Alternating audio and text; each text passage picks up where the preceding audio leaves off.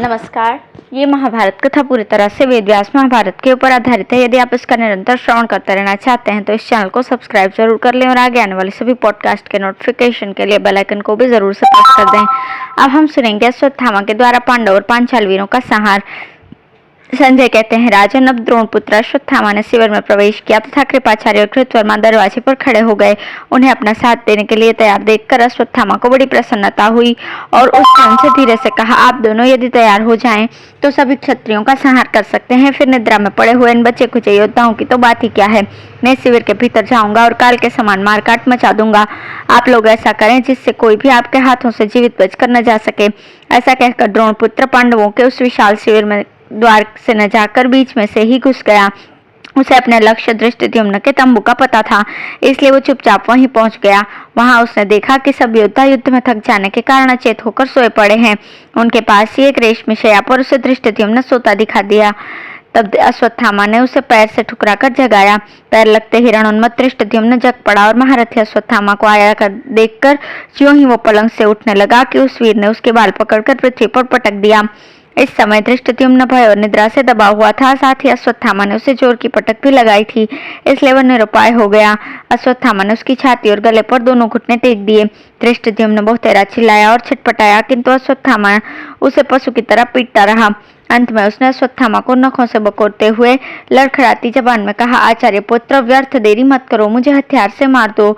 उसने इतना कहा ही था कि अश्वत्थामा ने उसे जोर से दबाया और उसकी अस्पष्ट वाणी सुनकर कहा, रे कुल कलंक, अपने आचार्य की हत्या करने वाले को पुण्य लोक नहीं मिल सकते, इसलिए तुझे शस्त्र से मारना उचित नहीं है। ऐसा कहकर उसने कुपित होकर अपने पैरों की चोटों से धृष्टद्युम्न के मर्म स्थानों पर प्रहार किया। इस समय धृष्टद्युम्न की चिल्लाहट से घर की स्त्रियां और रखवाले भी जग पड़े। उन्होंने एक अलौकिक पराक्रम वाले पुरुष को धृष्टद्युम्न पर प्रहार करते देखकर उसे कोई भूत समझा, इसलिए भय के कारण उनमें से कोई भी बोल न सका। अश्वत्थामा ने धृष्टद्युम्न को इसी प्रकार पशु की तरह पीट पीट कर मार दिया। इसके बाद वो उस तंबू के बाहर आया और रथ पर चढ़कर सारी छावनी में चक्कर लगाने लगा। पांचाल राज धृष्टद्युम्न को मरा देखकर उसकी रानियां और रखवाले शोकाकुल होकर विलाप करने लगे। उनके कोलाहल से आसपास के क्षत्रिय वीर चौंक कर कहने लगे, क्या हुआ क्या हुआ। तब स्त्रियों ने बड़ी दीनवाणी से कहा, अरे जल्दी दौड़ो, हमारी तो समझ में नहीं आता, ये कोई राक्षस है या मनुष्य है। देखो, इसने पांचाल राज को मार डाला और अब रथ पर चढ़कर इधर उधर घूम रहा है। यह सुनकर उन योद्धाओं ने एक साथ अश्वत्थामा को घेर लिया, किंतु पास आते ही अश्वत्थामा ने उन्हें रुद्रास्त्र से मार दिया। इसके बाद उसने बराबर के तंबू में उत्तमौजा को पलंग पर सोते देखा। उसके भी कंठ और छाती को उसने पैरों से दबा दिया। उत्तमौजा चिल्लाने लगा, किंतु अश्वत्थामा ने उसे भी पशु की तरह पीट पीट कर मार दिया। युधामन्यु ने समझा कि उत्तमौजा को किसी राक्षस ने मारा है, इसलिए वो गदा लेकर दौड़ा और उसे अश्वत्थामा की छाती पर चोट की। अश्वत्थामा ने लपक कर उसे पकड़ लिया और फिर पृथ्वी पर पटक दिया। युधामन्यु ने छूटने के लिए बहुतेरे हाथ पैर पटके, किंतु अश्वत्थामा ने उसे भी पशु की तरह ही मार दिया। इसी प्रकार उसने नींद में पड़े हुए अन्य महारथियों पर भी आक्रमण किया। वे सब भय से कांपने लगे, किंतु अश्वत्थामा ने उन सभी को तलवार से मौत के घाट उतार दिया। शिविर के विभिन्न भागों में उसने मध्यम श्रेणी के सैनिकों को भी निद्रा में बेहोश देखा और उन सबको भी एक क्षण में तलवार से ही तहस नहस कर दिया। इसी तरह अनेकों योद्धा, घोड़े और हाथियों को उस तलवार की भेंट चढ़ा दिया। इससे सारा उसका शरीर खून में लथपथ हो गया और वो साक्षात काल के समान दिखाई देने लगा। उस समय जिन योद्धाओं की निद्रा टूटती थी वे ही अश्वत्थामा का शब्द सुनकर भौचक्के से रह जाते थे और उसे राक्षस समझकर आंखें मूंद लेते थे। इस प्रकार भयंकर रूप धारण किए वो सारी छावनी में चक्कर लगा रहा था। जब द्रौपदी के पुत्रों ने धृष्टद्युम्न के मारे जाने का समाचार सुना तो वे निर्भय होकर अश्वत्थामा पर बार बरसाने लगे। अश्वत्थामा अपनी दिव्य तलवार लेकर उन पर टूट पड़ा और उससे प्रतिविंध्य की कोख फाड़ दी। इससे वो प्राणहीन होकर पृथ्वी पर गिर पड़ा। सुतसोम ने पहले से ही प्रास से चोट की, फिर वो भी तलवार लेकर द्रोणपुत्र की ओर चला। अश्वत्थामा ने तलवार के सहित वो उसकी भुजा काट दी और फिर उसकी पसली पर प्रहार किया। इससे हृदय फट जाने के कारण वो पृथ्वी पर गिर गया। इसी समय नकुल के पुत्र शतानिक ने एक रथ का पहिया उठाकर बड़े जोर से अश्वत्थामा की छाती पर मारा। अश्वत्थामा ने भी तुरंत ही उस पर चोट की, इससे वो व्याकुल होकर पृथ्वी पर गिर पड़ा। फिर अश्वत्थामा ने उसका सिर काट दिया। अब श्रुतकर्मा परिघ लेकर अश्वत्थामा की ओर चला और उसके बाएं गाल पर चोट की, किंतु अश्वत्थामा ने अपनी तीखी तलवार से उसके मुंह पर ऐसा वार किया कि जिससे उसका चेहरा बिगड़ गया और वह बेहोश होकर पृथ्वी पर जा पड़ा। उसका शब्द सुनकर महारथी श्रुतकीर्ति अश्वत्थामा के सामने आया और उस पर बाणों की वर्षा करने लगा, किंतु अश्वत्थामा ने उसकी बाण वर्षा को ढाल पर रोक लिया और उसके सर को धड़ से अलग कर दिया। इसके बाद उसने तरह तरह के शस्त्रों से शिखंडी और प्रभद्रक वीरों को मारना आरंभ किया। उसने एक बाण से शिखंडी की भ्रुकुटियों के बीच में चोट की और फिर पास जाकर तलवार के एक ही हाथ से उसके 2 टुकड़े कर दिए। इस प्रकार शिखंडी को मारकर वो अत्यंत क्रोध में भर गया और बड़े वेग से प्रभद्रकों पर टूट पड़ा। राजा विराट की जो कुछ सेना बची थी उसे उसने एकदम कुचल दिया तथा राजा द्रुपद के पुत्र पौत्र संबंधियों को खोज खोज कर मौत के घाट उतार दिया। अश्वत्थामा का सिंहनाद सुनकर पांडवों की सेना में सैकड़ों हजारों वीर झांक पड़े। उसने उनमें से किसी के पैर, किसी की जांघें और किसी की पसलियां काट दी। उन सभी को बहुत अधिक कुचल दिया। इससे वे भयानक चित्कार कर रहे थे। इसी प्रकार घोड़े और हाथियों के बिगड़ जाने से भी अनेकों योद्धा पिस गए थे। उन सब की लाशों से सारी रणभूमि पट गई थी। घायल वीर ये क्या है, कौन है, किसका शब्द है, क्या कर रहा है, इस प्रकार चिल्ला रहे थे। उनके लिए अश्वत्थामा प्राणांतक काल के समान हो रहा था। पांडव और संजय वीरों में जो शस्त्र और कवचों से रहित थे और जिन्होंने कवच धारण कर लिए थे, उन सभी को अश्वत्थामा ने यमलोक भेज दिया। जो लोग निद्रा के कारण अंधे और अचेत से हो रहे थे, वे उसके शब्द से चौंक कर उछल पड़े, किंतु फिर भयभीत होकर जहां तहां छिप गए। डर के मारे उनकी कींगी बन गई और वे एक दूसरे से लिपट कर बैठ गए। इसके बाद अश्वत्थामा फिर अपने रथ पर सवार हुआ और हाथ में धनुष लेकर दूसरे योद्धाओं को यमराज के हवाले करने लगा। फिर वो हाथ में ढाल तलवार लेकर उस सारी छावनी में चक्कर लगाने लगा। अश्वत्थामा का सिंहनाद सुनकर योद्धा लोग चौंक पड़ते थे, किंतु निद्रा और भय से व्याकुल होने के कारण अचेत से होकर इधर उधर भाग जाते थे। उनमें से कोई बुरी तरह चिल्लाने लगते थे और कोई उनको ऊट पटांग बातें करने लगते थे। उनके बाल बिखरे हुए थे, इसलिए आपस में एक दूसरे को पहचान भी नहीं पाते थे। कोई इधर उधर भागने में थक कर गिर गए थे, किन्हीं को चक्कर आ रहा था। हाथी घोड़े और रस्से तुड़ाकर सब और गड़बड़ी करते दौड़ रहे थे।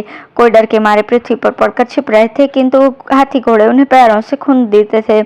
इस प्रकार बड़ी ही गड़बड़ मची हुई थी।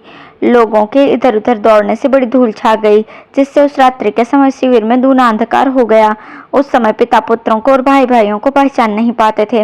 हाथी हाथियों पर और बिना सवार के घोड़े घोड़ों पर टूट पड़े तथा एक दूसरे पर चोटें करते घायल होकर पृथ्वी पर लौटने लगे। बहुत से लोग निद्रा में चेत पड़े थे। वे अंधेरे में उठकर आपस में ही आघात करके एक दूसरे को गिराने लगे। देववश उनकी बुद्धि नष्ट हो गई थी। वे हाथ हा पुत्र इस प्रकार चिल्लाते हुए अपने बंधु बांधवों को छोड़कर इधर उधर भागने लगे। बहुत से तो हाय हाय करते पृथ्वी पर गिर गए। अनेकों वीर यंत्र और कवचों के बिना ही शिविर से बाहर जाना चाहते थे। उनके बाल खुले हुए थे और वे हाथ जोड़े भय से थर थर कांप रहे थे। तो भी कृपाचार्य और कृतवर्मा ने शिविर से बाहर निकलने पर किसी को जीवित नहीं छोड़ा। इन दोनों ने अश्वत्थामा को प्रसन्न करने के लिए शिविर के 3 ओर आग लगा दी। इससे सारी छावनी में उजाला हो गया और उसकी सहायता से अश्वत्थामा हाथ में तलवार लेकर सब और घूमने लगा। इस समय उसने अपने सामने आने वाले और पीठ दिखाकर भागने वाले दोनों ही प्रकार के योद्धाओं को तलवार के घाट उतार दिया। किन्हीं किन्हीं को उसने तिल के पौधे के समान बीच से ही 2 करके गिरा दिया। इसी प्रकार उसने किन्हीं के शस्त्र सहित भुजदंडों को, किन्हीं के सिरों को, किन्हीं की जंघाओं को, किन्हीं के पैरों को तथा किन्हीं के पीठ को, किन्हीं की पसलियों को तलवार से उड़ा दिया। इसी प्रकार उसने किसी का मुंह फेर दिया, किसी को कर्णहीन कर दिया, किन्हीं के कंधे पर चोट करके उनका सिर शरीर में घुसेड़ दिया। इस प्रकार वो अनेकों वीरों का संहार करता शिविर में घूमने लगा। उस समय अंधकार के कारण रात बड़ी भयावनी हो रही थी। हजारों मरे और अधमरे मनुष्यों से तथा अनेकों हाथी घोड़ों से पटी हुई पृथ्वी को देखकर हृदय कांप उठता था। लोग हाहाकार करते हुए आपस में कह रहे थे, भाई आज पांडवों के पास न रहने से हमारी ये दुर्गति हुई है। अर्जुन को तो असुर, गंधर्व, यक्ष और राक्षस कोई भी नहीं जीत सकता, क्योंकि साक्षात श्री कृष्ण उनके रक्षक हैं। 2 घड़ी के बाद वो सारा कोलाहल शांत हो गया। सारी भूमि खून से तर हो गई थी, इसलिए एक क्षण में ही वो भयानक धूल दब गई। अश्वत्थामा ने क्रोध में भरकर ऐसे हजारों वीरों को मार दिया जो किसी प्रकार प्राण बचाने के प्रयत्न में लगे हुए थे, एकदम घबराए हुए थे और जिनमें तनिक भी उत्साह नहीं था, जो एक दूसरे से लिपट कर पड़ गए थे, शिविर छोड़कर भाग रहे थे, छिपे हुए थे अथवा किसी प्रकार लड़ रहे थे। उनमें से किसी को भी उसने जीवित नहीं छोड़ा। जो लोग आग में झुलस जाते थे और जो आपस में ही मारकाट कर रहे थे, उन्हें भी उसने यमराज के हवाले कर दिया। राजन, इस प्रकार उस आधी रात्रि के समय द्रोणपुत्र ने पांडवों की उस विशाल सेना को बात की बात में यमलोक पहुंचा दिया। पौ फटते ही अश्वत्थामा ने शिविर से बाहर आने का विचार किया। उस समय नर रक्त से सनकर वो तलवार इस प्रकार उनके हाथ से चिपक गई थी कि मानो वो उसी का एक अंग हो। इस प्रकार अपनी प्रतिज्ञा के अनुसार वो कठोर कर्म करके अश्वत्थामा पिता के ऋण से मुक्त होकर निश्चिंत हुआ। वो छावनी से बाहर आया और कृपाचार्य एवं कृतवर्मा से मिलकर उन्हें प्रसन्नतापूर्वक अपनी सारी करतूत सुनाकर आनंदित किया। वे भी अश्वत्थामा का ही प्रिय करने में लगे हुए थे। अतः उन्होंने भी ये सुनाकर कि हमने यहाँ रहकर हजारों पांचालों और सृंजयों वीरों का संहार किया है, उसे प्रसन्न किया। राजा धृतराष्ट्र पूछते हैं, संजय, अश्वत्थामा तो मेरे पुत्र की विजय के लिए ही कमर कसे हुए था, फिर उसने ऐसा महान कर्म पहले क्यों नहीं किया? संजय ने कहा, राजन, अश्वत्थामा को पांडव, श्री कृष्ण और सात्यकी से खटका रहता था, इसी से अब तक वो ऐसा नहीं कर सका था।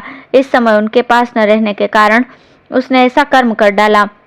इसके बाद अश्वत्थामा ने आचार्य कृप और कृतवर्मा को गले से लगाया और उन्होंने भी उसका अभिनंदन किया। फिर उसने हर्ष में भरकर कहा, मैंने समस्त पांचालों को, द्रौपदी के 5 पुत्रों को और संग्राम से बचे हुए सभी मत्स्य एवं सोमक वीरों को नष्ट कर दिया। अब हमारा काम पूर्ण हो चुका है, इसलिए जहाँ राजा दुर्योधन है वही चलना चाहिए। यदि वे जीवित हों तो उन्हें भी ये समाचार सुना दिया जाए।